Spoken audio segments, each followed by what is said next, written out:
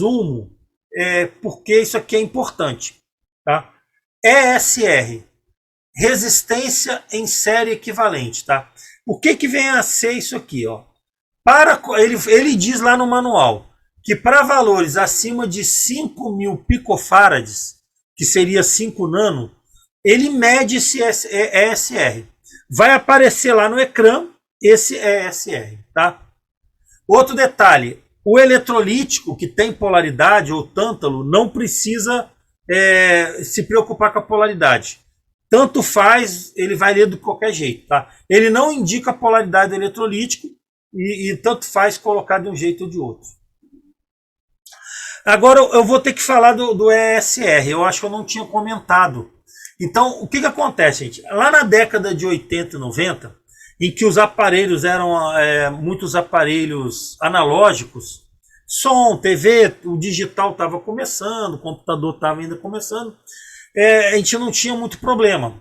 Tá? Essa ESR é uma resistência equivalente que fica de acordo com o tipo do nosso condensador.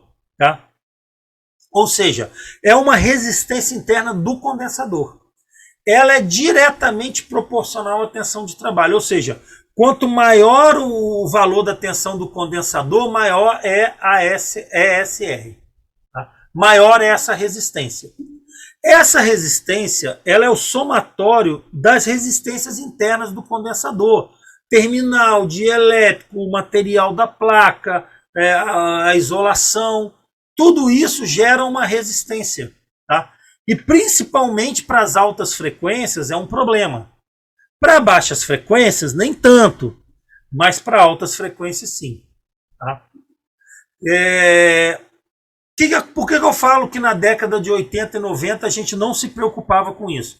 Porque a gente ainda não estava à frente com tanto processamento, com tanta frequência.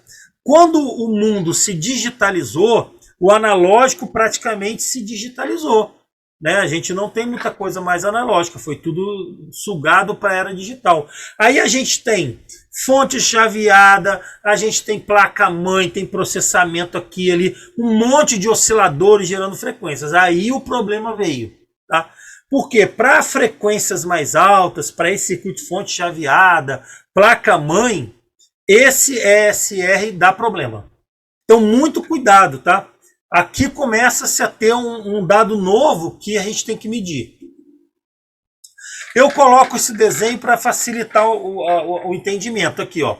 Aqui nós temos o condensador em série com essa resistência, tá? Então o ohmímetro, o capacímetro, o multiteste não mede ESR, tá? Então isso é mais uma vantagem desse medidor. Esse medidor, ele traz, além dessas medidas, ele traz isso. Tá? Eu, na verdade, comprei ele mais por causa disso. Aí eu vi que, poxa, era legal ele ter várias outras coisas. Tá? Então, esse ESR é importante a gente saber. Principalmente quem trabalha com informática, placa-mãe, essas coisas. Tá? Se você precisar... Porque às vezes o capacitor, o condensador, ele vai estar com o valor certinho, mas ele pode estar com um valor de ESR muito alto. Isso vai prejudicar o funcionamento do circuito. Tá? Então a gente vai ter que medir. E um detalhe que a gente fazia na década de 80, 90 e tal, que agora tem que ter cuidado. Quando a gente substituía um condensador, a gente falava assim... Coloca um condensador com o mesmo valor ou a mesma tensão. Mas se a gente não tiver da mesma tensão, coloca um a mais, tensão a mais, porque ele não vai estourar. Só que depende. Agora, com esses circuitos, quando for um circuito muito crítico, se a gente colocar uma capacitância maior, pode dar problema, porque essa resistência interna vai ser maior. Então hoje a gente tem que ter com bastante cuidado isso. Então, quando se projeta o circuito, ele, por exemplo, tem lá algumas tensões hoje padrão de 6,3 volts. É uma tensão baixa. Por quê? Para esse ESR ficar baixo. Se eu pego um condensador de 50 volts, coloco no lugar de um que era de 10, a resistência interna desse é bem maior. Como que eu sei? Não precisa decorar, não é necessário. Essa tabela a gente encontra à vontade na net, tá? Aqui eu tenho uma tabela de referência para saber se o condensador está bom ou não. Nessas linhas aqui eu tenho os valores da capacitância, tá? 1 microfarad, 2. Isso só começa a ser preocupante nos eletrolíticos. Os condensadores de menor valor geralmente não impactam muito com SR, não há muito problema. Então, aqui a gente vai utilizar mais para os eletrolíticos. Então, aqui tem os valores de capacitância e aqui tem os valores de tensão. Vamos pegar um exemplo aqui, ó, um condensador de 22 microfarads para 10 volts, ele tem uma resistência de 5,4 ohms de ESR. Se eu vou aumentando a tensão, eu consigo diminuir até um determinado momento. Eu diminuo meu SR aqui, depois aqui ele aumenta de novo, depois ele diminui, depois ele aumenta. Então tem que ter muito cuidado, tá? Na hora de substituir. Porque se eu coloco, vamos dizer que o meu circuito tem um aqui com SR 1.2. Aí eu vou e coloco essa tensão de 10 volts, essa resistência interna é alta. E se a resistência interna é alta, vai aquecer o condensador vai esquentar, vai estufar, pode explodir, pode estourar, pode estufar, pode danificar ele. Tá?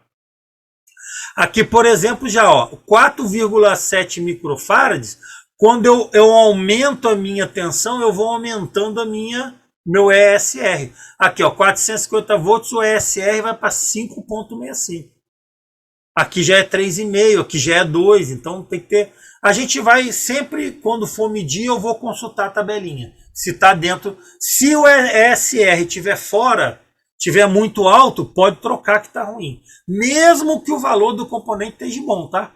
Mesmo que a capacidade dele esteja boa, se o ESR estiver muito alto, troca, que está com problema. Tá? Aí, uma outra coisa que aparece lá.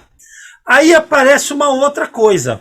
Olha só que potencialidade. Ele ainda me diz aqui, ó, vai aparecer no ecrã um veloz. Tá? Veloz é uma tradução assim simplificada, é uma tensão perdida, né? Ver tensão, loss perdido, ou seja, uma perca de tensão. Ou seja, o condensador ele serve para quê? Para armazenar uma tensão. Né? A gente armazena uma tensão. Claro, gente, que com o tempo essa tensão vai decaindo. Ele não vai ficar com uma tensão armazenada por anos e anos. Isso há vamos dizer assim, há um decréscimo dessas cargas e ele vai caindo. Ele faz isso. Ele faz uma leitura de um pulso entre um valor anterior com o valor. Ele faz uma comparação. Então ele faz uma leitura da tensão em um determinado momento e aí ele conta um tempo e faz outra leitura. E ele vê quanto de capacidade e quanto de tensão está se perdendo. Isso é em percentagem, não é em valor. Tá? Então ele mostra o quanto esse condensador está armazenando bem.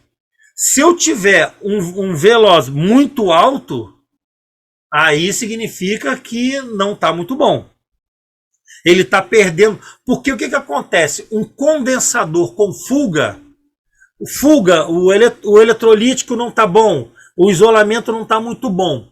O que vai acontecer com o veloz? Vai ficar alto. Entendeu? É uma maneira da gente identificar um condensador com fuga. Lá na medição do ohmímetro, a gente vê a fuga como? Colocamos de um lado, o ponteiro vai e volta ao infinito. A gente inverte, ele vai e volta ao infinito. Tá bom.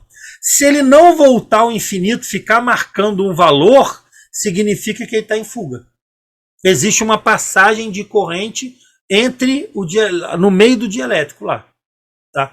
Então aqui ele faz essa medição também.